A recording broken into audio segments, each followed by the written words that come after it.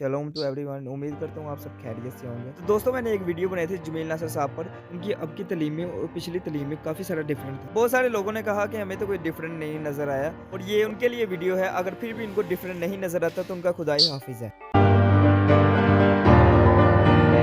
जब शरीयत की बात कर रहा हूं तो मैं मूसा के लॉ की बात कर रहा हूं, आईने मूसा की बात कर रहा हूं, मैं तौरात की बात कर रहा हूं। तौरात के अंदर जो शरीयत दी गई मैं उसकी बात कर रहा हूं। ये शरीयत हमें कामल नहीं कर सकती। और फिर की शरीयत के लिए जो पाक है, जो कामल है, जो रास्त है, जो इंसानों को हिकमत देती है, जो इंसानों को दलाई देती है। शरीयत ने किसी चीज को कामिल नहीं किया, और जो कामल है, जो रास्त है, मसीह शरीयत के मातहत पैदा हुए और वो शरीयत के अंदर पैदा हुए, वो शरीयत के फरजंद कहलाए।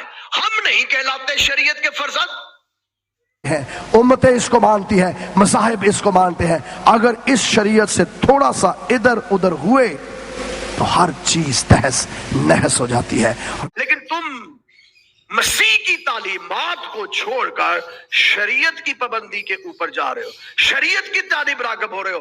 और वो तहरीरी कलाम आज हमारे हाथों के अंदर मौजूद है, जो खुदा की बोलती शरीयत है, जो खुदा का मुंह है, जो खुदा का कलाम है। और ये कलाम उम्मत इस्राइल के लिए ही नहीं, ना ही उम्मत मसीहत के लिए है, बल्कि ये कलाम दुनिया की कौमों और कबीलों के लिए है। एक कोई भी नहीं छूटा, तो फिर शरीयत तो परफेक्ट हमें कर नहीं सकी, आइन तो हमें परफेक्ट कर नहीं सका। अभी ना ये हमें कामल कर सकता है, ना ही रास्तबाज ठहरा सकता है। शरीयत से कोई बंदा रास्तबाज नहीं ठहर। कामल है, जो रास्त है, जो इंसानों को हिकमत गुनाह। हम सिर्फ इन बातों पर शरीयत को फोकस कर देते हैं, बाकी शरीयत तो प्यो ने मन नहीं है। मन के भाव फिर करनी है। नफाज़े शरीयत का अलाप इस मुल्क के अंदर लगाया जा रहा है, लेकिन शरीयत का नफाज बाइबल मुकद्दस के अंदर पहले से मौजूद है। बाइबल मुकद्दस बताती है कि ये इसका नफाज जो है मुकद्दस मूसा के दौर से शुरू हुआ, और आज मसीही इसको मानते हैं, उम्मतें इसको मानती है। शरीयत और नबी कहां तक है? मेरे साथ शरीयत और नबी कहां तक है? सो शरीयत ने भी गुनाह की पहचान करवाई, नबियों ने भी। किस नबी ने कहा जा तेरे गुनाह मुआफ हुए फिर गुनाह ना करना? पुराने अहदनामे के किसी नबी ने कहा जा तेरे गुनाह मुआफ हुए फिर ना करना? जब हम लफ्ज शरीयत पर गौर करते हैं तो हमारे जहन के अंदर मुख्तलिफ किस्म के ख्यालात गर्दिश करने लग पड़ते हैं। शरीयत जब हमारे सामने लफ्ज आता है तो एक सख्ती सी हमारे सामने आ जाती है। शरीयत सुनते ही हमें ऐसा लगता है जैसे जुल्म है, ऐसा लगता है जैसे कोई ज्यादती की बात हो रही है, ऐसे लगता है जैसे कोई ऐसी सख्त सी बात है जिस पर हम अमल पैरा नहीं हो सकते। मैं भी नहीं कुछ कहता, हालांकि वो जज है, कह सकता था। 38 बरस से जो बीमार है उससे क्या कहा? फिर गुनाह।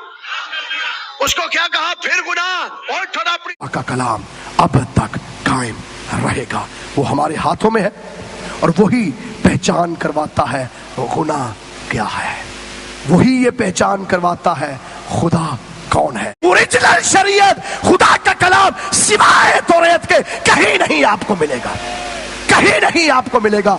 इस खुदावंद यीशु मसीह यूहन्ना रसूल की इंजील और उसके 7वें बाब की 19वीं आयत में फरमाते हैं, क्या मूसा ने तुम्हें शरीयत नहीं दी तो भी तुम में से शरीयत पर कोई अमल नहीं करता? सो खुदावंद यीशु भी फरमाते हैं कि शरीयत मूसा ने दी। मुकद्दस यूहन्ना रसूल फरमाते हैं कि शरीयत तो मूसा की मार्फत मिली, आइन तो मूसा की मार्फत मिले, कवानीन तो मूसा की मार्फत मिले। इसका मतलब है जहां आइन और कवानीन नहीं है, लोग बेरारवी के अंदर हैं।